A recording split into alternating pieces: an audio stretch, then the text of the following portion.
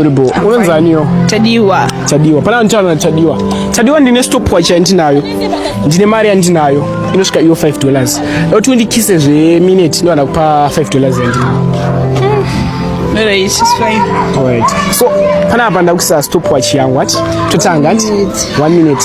Ama 2K, ama 2000. Musape vanhu pressure. Vazhinji vacho muri kupa vanhu pressure muma streets e social media. Welcome pa channel yangu ndini Tina Shegatsi wacho ari kukupai zvacho zviri kuitika mukati meZimbabwe. Ndine video iri kutendera pa streets e social media, especially pa Zim Celeb. Ndongoti credit to Zim Celeb because ndo vatipa video iri. Vazhinji vaona video iri, ma comments akawanda na rutaura zvakawanda pamusoro pema ama 2K. There is a video a guy achirequesta kiss kuvasikana because of $5. Vamwe vasikana varamba asi vamwe ndokubva vabvuma. So muri Zimbabwe ndine ma comments mazhinji ari panapa ari kutendera pa streets e social media about that video. Dati muzoriona video iroro mubva mataura zvamunofunga pa comment section kuti munoona sei vana vedu vama 2000 kuti vari kukura vane future ipi. So ndiri panapa nemumwe ataura achitoti anzi atori right because varume vacho mazuva ano vakungotsotsa votiza saka kutotora mari ungogara wanzi hako uri hure zviri right. Mumwe ataura kudaro, mumwe ndobva atongoti anzi torai mari United at large. I think mangozvionera mega kuti vasikana vakapenda musoro at large, they are not even holy, they are evil, jealous down. Dai azosangana neane tu dai atovhunzwa kuti ko unondipa mari.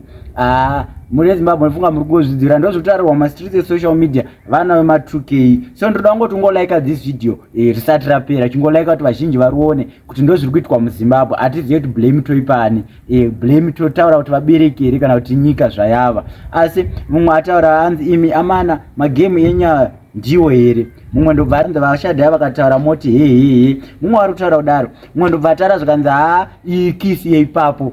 Imagine kisi $5 ndeye ipapo. So mumwe ndobvatara zvakanzi jinja neshort hair vashadhaya vakataura 1. Musikana anoiswa tinti anochisa. Munofunga muri kungozvinzwira. Saka boys maakupwa pressure uko kuvasikana venyu kana vane matindi nemajinja ameno zvenyu. Uye eka video akanzi kapa vanhu vazhinji pressure. Boys vamwe vanga kutodedzera kuti saka ndouya here ne20 mari wondipawo kisi. Zvopera mushe. Mumwe ndo ari panapa zvakanzi ibhora ripi iroro, mari yakangooma zvayo.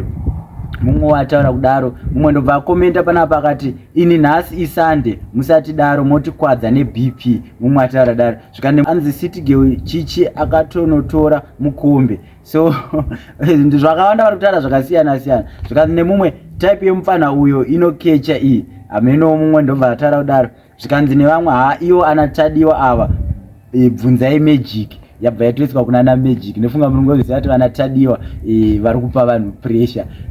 Ameno mumwe anzi adyirwawo bhebi rake.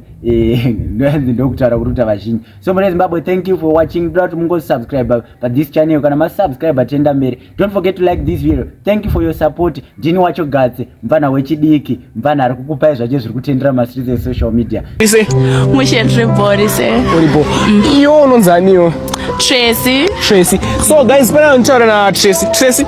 Ndine stopwatch ndinayo, nchashansa stopwatch yangu ne $5 ndinayo. Unokwanisa here undikisa zve 5 no, zve 1 minute ndikupe $5. No. Azvite. Uribo. Unonzaniyo? Chadiwa.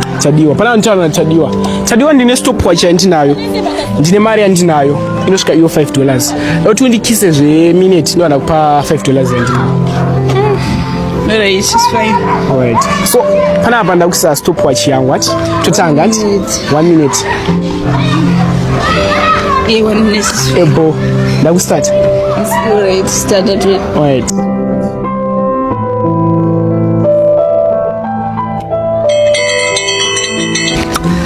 Ndikuiringira $5 yako. So guys, nofunga mazvionera musikana ndiye ga kwanisa kuita zvandakataura. Thank you. Alright, bye. Alright.